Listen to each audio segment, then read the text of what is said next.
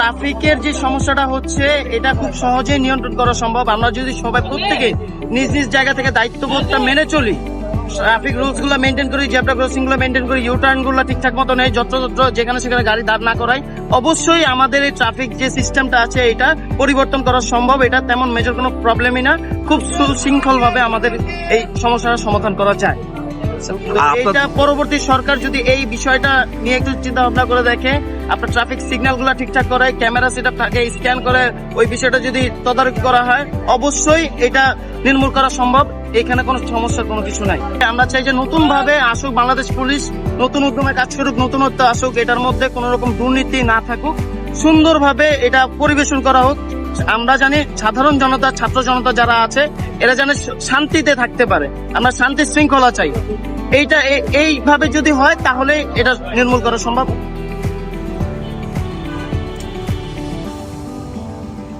এবং এই জায়গায় মূলত অনেকে আইন শৃঙ্খলা মানছে না, যে সাধারণত কোনো যেহেতু ডিফেন্সিভ মানে কোনো ডিফেন্স নাই, পুলিশ নাই, সেহেতু অনেকে মানছে না, মানতে চাচ্ছে না। সুতরাং আমাদের জোর করে আর কি মানে বলা লাগছে, অনুরোধ করা লাগছে যে আপনারা আমাদের কথা মতো শুনেন, আপনাদের ভালোর জন্য আমরা মানে সুস্থ পরিচালনার জন্য আমরা মূলত করছি। এই যে এই জায়গাটাই দেখেন কি পরিমাণে একটা অজগরল অবস্থা লেগে থাকে। এখন দেখেন সব 3 জায়গাতেই সুষ্ঠুভাবে ছাত্ররা পরিচালনা করছে, যেখানে যানজট কিন্তু অনেকটা কমে গেছে। আগে যেখানে পাবলিক এরিয়াটা বেশি থাকতো, রাস্তাঘাট এরিয়াটা, রিক্সা, সিএনজি, সেগুলো কিন্তু অনেকটা কমে গেছে। সব কিন্তু সুশৃঙ্খল ভাবে পরিচালনা করা হচ্ছে।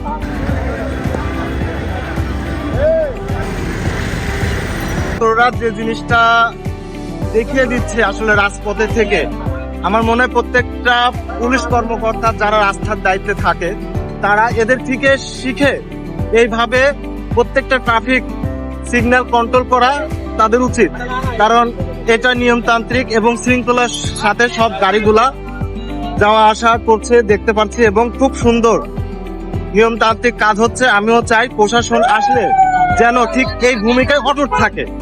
আমাদের সবার দাবি যে এরকম নিয়ম শৃঙ্খলা এবং সুন্দর পরিবেশ আমরা রাস্তায় যেন প্রশাসন আসলে আমরা এই সুন্দর পরিবেশটা যেন বজায় থাকে এবং আমরা সেই সুবিধাটা পাই।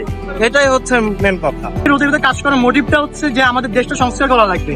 বর্তমানে কোনো সরকার নেই আমাদের কাছে, সেহেতু আমাদের কাছে কোনো আইন শৃঙ্খলা বাহিনীও নাই। এই আইন শৃঙ্খলা বাহিনী না থাকার কারণে আমরা রাস্তায় কাজ করা লাগতেছে, কারণ যাতে কোনো বিশৃঙ্খলা সৃষ্টি না হয়, এছাড়া আমাদের যাতে কোনো সমস্যা না হয়। দেন আমরা অনেক অ্যাক্সিডেন্টটাকে রিডিউস করছি, অ্যাক্সিডেন্টের পরিমাণটাকে। এইসব কারণে মূলত আমরা এখানে কাজ করতেছি।